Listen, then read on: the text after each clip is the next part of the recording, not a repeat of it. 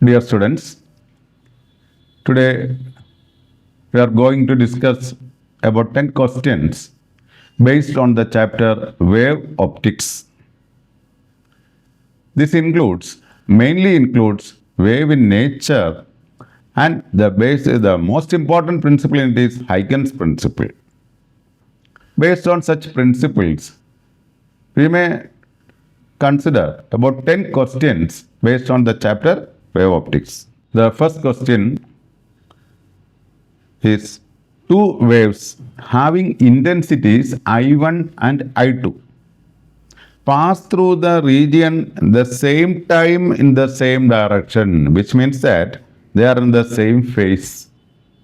Now, the sum of the maximum and minimum intensities. You know, the maximum intensity is given by, I may give a simple relation. The maximum intensity, if there are two amplitudes A1 and A2 in the same phase, then I maximum will be equal to A1 plus A2 the whole square. It will be A1 square plus A2 square plus 2 A1 A2. Cos is 0. Cos 0, it is 1. That means I1 plus I2 plus 2 into root of I1 I2. Since you know that intensity is proportional to square of amplitude, we may take as A square. That is A1 square is I1 first intensity, A2 square intensity of second, root of I1 I2, root of I1 I2. Similarly, I minimum is equal to A1 minus A2 the whole square. It is A1 square plus A2 square minus 2 A1 I2. Sum of the maximum and minimum intensities I maximum plus I minimum. When we add like this, we will get adding these two. A1 square plus A1 square, 2 A1 square. A2 square plus A2 square, 2 A2 square. Plus 2 A2 minus 2 A2, it will be 0. Here also I may put it like this, 2 I1 plus 2 I2 or 2 into I1 plus I2. Hence the correct answer is option A, 2 into I1 plus I2. Now there is question 2. Second question. Two sources having intensities 2I and 8I are used in an interference experiment. Interference means they will join together. There are two cases superimposed with a phase difference of first part is 0 phase and second part the phase is pi by 2.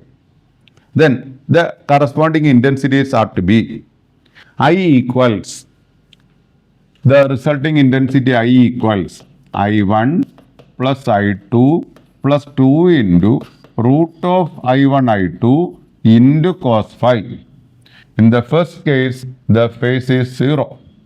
Then here also I1 equals two sources 2I and I2 equals 8I.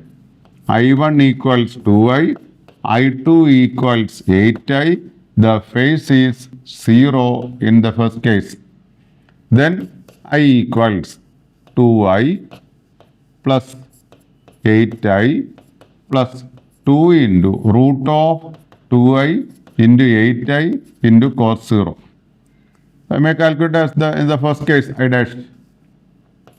Then 2I plus 8I, it is 10I, 2 into root of 16I square, then 1. That is 10I plus 2 into 4I. That is 10I plus 8I equals 18I. First answer is 18I. And the second part, the phase is pi by 2. Then I double dash equals I1 equal to 2I plus I2 equal to 8I. Then 2 into root of 2I into 8I into cos pi by 2. Cos 90 is 0 and this part is 0. 2I plus 8I equals 10I. Hence the correct answer is option A, 18I and 10I. Now question number 3. In Young's double slit experiment, you know that coherent sources can be produced by Young's double slit. In this experiment, 12 fringes are observed in a certain region on screen when 600 nanometer light is used. And if 400 nanometer is used, the number of fringes observed is. You know the relation. At a particular point, the fringes observed, the particular distance is given by dn lambda by d. At the same position, another wave is formed. That means dn1 lambda, I may write like this, xn. At this same place, xn, dn1 lambda 1 by d equals dn2 lambda 2 by d.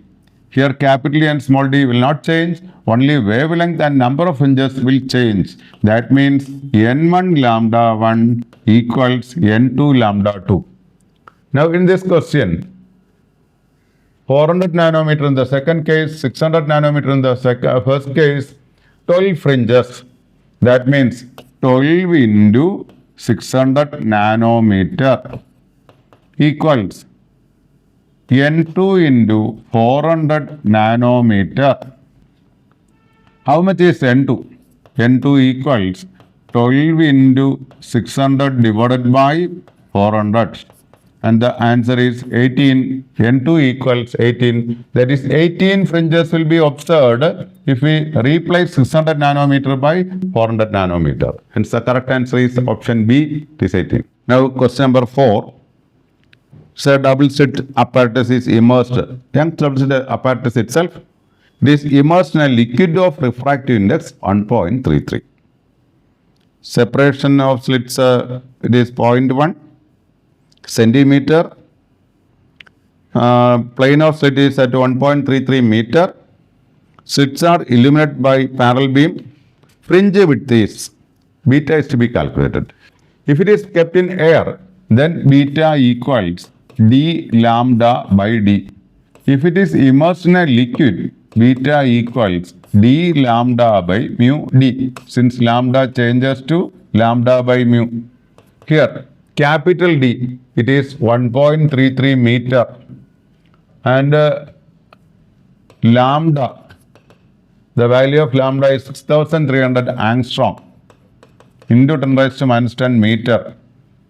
Mu, refractive index, it is again 1.33, and a small d, 0.1 centimeter into 10 raised to minus 2 meter.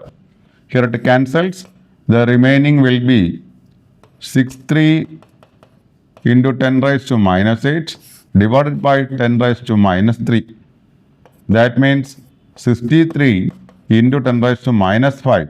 If it is 0.63, it will be into 10 raised to minus 3 meter. That means it is 0.63 millimeter. Correct answer is option D, 0.63 millimeter. Now question number 5. Interference was observed in an interference chamber where air was present. Now the chamber is evacuated, and if same light is used, what will happen to bands?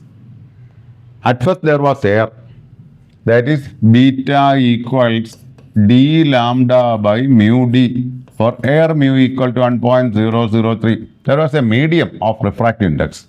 Then it is evacuated. If it is evacuated, then mu becomes 1 for vacuum. For vacuum, mu equal to 1. Then beta becomes d lambda by d. What happens? Interference was observed in a chamber where there was air. Then instead of mu equal to 1.003, we will put mu equal to 1. The relation shows that the bandwidth will increase. Interference with a larger width. The bandwidth increases. The answer is option D. The bandwidth increases. Now there is question number 6. In Young's double slit experiments, the intensity of light at a point on the screen where the path difference is lambda is k. The intensity of light at a point where the path difference is lambda by 3 is. We know that the intensity is given by I equals 4I0 cos square 5 by 2, where 5 is the phase difference. Here the path difference is lambda. If delta equal to lambda is the path difference, corresponding phase difference phi equals 2 pi by lambda into delta. That is 2 pi by lambda into lambda equal to 5. This is the first case. When path difference is lambda, the intensity is k. Hence, I may put the intensity I equals 4I0 cos square 2 pi. Cos 2 pi is 1. Cos square 2 pi is 1. It is 4I0. And we may put it as k. It is given. Intensity is k. Then, what will be the intensity when path difference is lambda by 3? We have to compare it.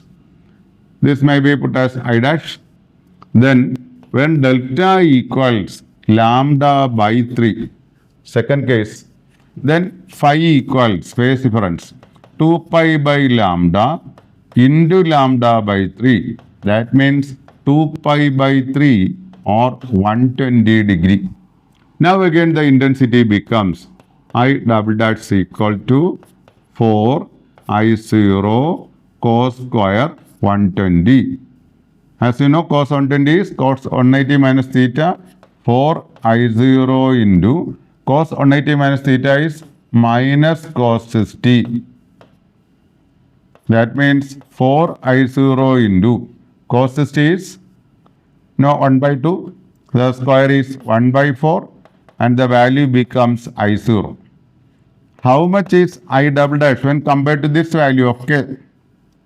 4I0 is k. Then how much is I0? I may write like this 1 by 4 into 4I0. 4I0 is k. That is k by 4. Hence the correct answer is option A. It is k by 4. Now there is question number 7. In Young's double slit experiments, wavelength is 5000 angstrom lambda. Distance between slits is small d. It is 0.2 millimeter. Screen is at 200 centimeters capital D from the slits. Central maximum at x equal to 0. Distance to third maximum. Third maximum distance we have to calculate. The relation is xn equals dn lambda by d. D, you know, it is 200 centimeters. That means 2 meters. D means 200 centimeters, 2 meters. Third, n equal to 3. And then we have lambda. It is 5000 angstrom. That is 5000 into 10 power minus 10 meter. Now we want small d. It is 0.2 millimeter. D equals 0.2 millimeter equal to 0.2 into 10 raised to minus 3 meter. Now the relation is xn, distance to nth band, d to n lambda by small d. This 0.2 into 10 raised to minus 3. Here that will be like this, 2 into 15 into the power is 10 raised to minus 7. Here it is 2 into 10 raised to minus 4. This cancels. Then 15, 10 raised to minus 3. That means 1.5 into 10 raised to minus 2 meter or maybe 1.5 centimeter. Hence the correct answer is option B, this 1.5 centimeters. Now question number 8. Two coherent sources having intensities in the ratio 100:1. Obtaining the phenomenon of interference, ratio of maximum to minimum intensity. This is the question. Two sources having intensities, two coherent sources having intensities in the ratio 100:1. Intensity means square of amplitude. A1 square by A2 square is 100:1. That is A1 by A2 is 10:1. Taking the square root. On cross multiplying we will get A1 equals 10 A2. Now we have to calculate the ratio of maximum to minimum intensity. Then we will get maximum intensity is A1 plus A2 square. Minimum intensity is A1 minus A2 square. The ratio. Here A1 equal to 10A2. I may put instead of A1 10A2 plus A2 square. Then A1 minus A2. A1 is 10A2 minus A2 square. 10A2 plus A2 is 11A2 the whole square. Divide by 10 minus 1, 9A2 the whole square. Answer will be 121A2 square by 81A2 square. A2 square cancelled. It is 121 by 81. Ratio of intensity is 121:81. Hence the correct answer is option B. It is 121:81. Now question number 9. Young established experiment.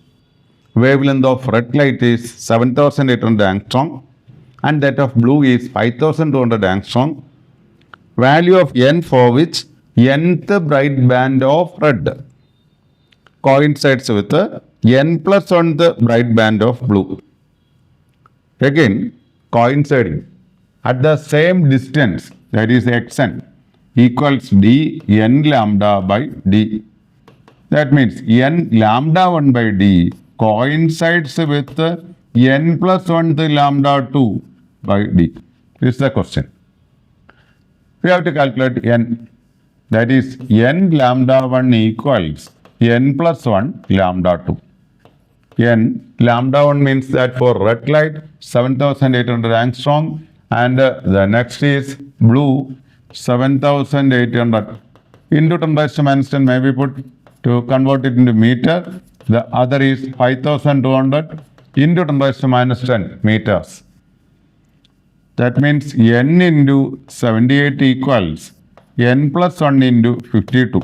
Others will cancel. Then 78n equals 52n plus 52. 78n minus 52n equals 52. 26n equals 52. n equals 52 by 26 equal to 2. Here the value of n is 2. The correct answer is option B. The question number 10, a simple question. As you know, wavefront, the locus of points which are at the same phase of vibration at a particular instant is called a wavefront. There are many shapes for this wavefront. For a point source, the wavefront is spherical. For infinite source, the lines will come parallel. Any line perpendicular to a wavefront is called ray of light. For the infinite source, the ray of light will be parallel so that its perpendicular will be the wavefront. That is, for infinite source, the wavefront will be plane. Here, the wavefront due to source situated at infinity is planar.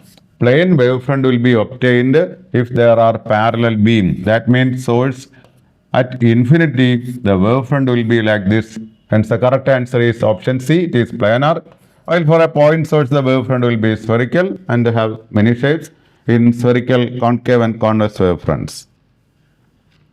This is another section related to optics. Wave optics is also somewhat important. By proper guidance, best selections can be made from this chapter so that we can score well for the entrance examination in this chapter also. Try hard to work more and to get the best results. Thank you all and God bless you.